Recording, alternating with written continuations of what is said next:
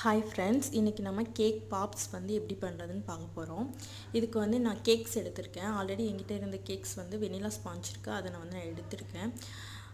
இதை வந்து நம்ம வந்து க்ரம்ஸ் பண்ணணும். கையில் நல்லா பிசைஞ்சும் க்ரம்ஸ் பண்ணலாம். அப்படி இல்லைன்னா மிக்ஸி ஜாரில் போட்டு நல்லா கிரைண்ட் பண்ணி எடுத்துக்கலாம். சரிங்களா?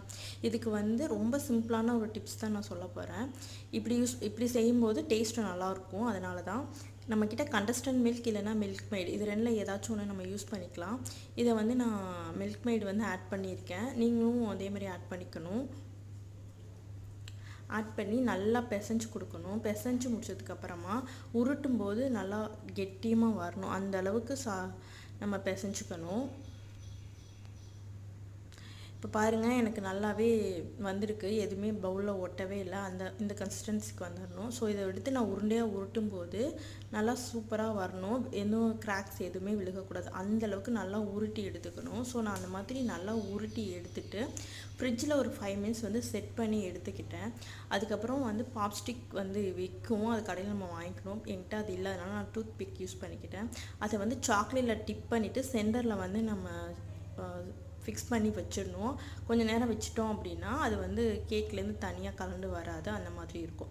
அதுக்கப்புறம் ஒரு பவுலில் நான் சாக்லேட்டை வந்து டபுள் பாயிலிங் மெத்தடில் மெல்ட் பண்ணி எடுத்து வச்சுருக்கேன். நீங்கள் எந்த சாக்லேட் வேணாலும் யூஸ் பண்ணிக்கலாம். எனக்கு டார்க் சாக்லேட் ரொம்ப பிடிக்கும், ஸோ அதனால் நான் அதை எடுத்துருக்கேன். நீங்கள் மில்க் சாக்லேட் கூட யூஸ் பண்ணிக்கலாம். அதில் வந்து அதுவும் டேஸ்ட் நல்லாயிருக்கும். ஒயிட் சாக்லேட்டும் எடுத்துக்கலாம். ஒயிட் சாக்லேட்டில் வந்து கலர்ஸ் ஃப்ளேவர்ஸ் நிறையா கொடுத்துக்க முடியும். ஸோ உங்களுக்கு எது பிடிக்குதோ அதை எடுத்துக்கோங்க.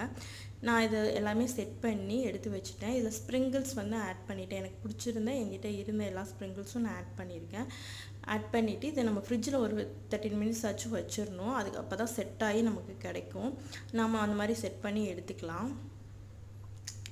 ஃபைனலாக அவுட்புட் வந்து இந்த மாதிரி தான் இருந்துச்சு. டேஸ்ட்டும் சூப்பராக இருந்தது. நீங்களும் ட்ரை பண்ணி பாருங்கள். வீடியோ பிடிச்சிருந்துச்சி அப்படின்னா சப்ஸ்கிரைப் பண்ணிக்கோங்க. நம்ம சேனலை லைக் பண்ணிக்கோங்க. தேங்க்யூ.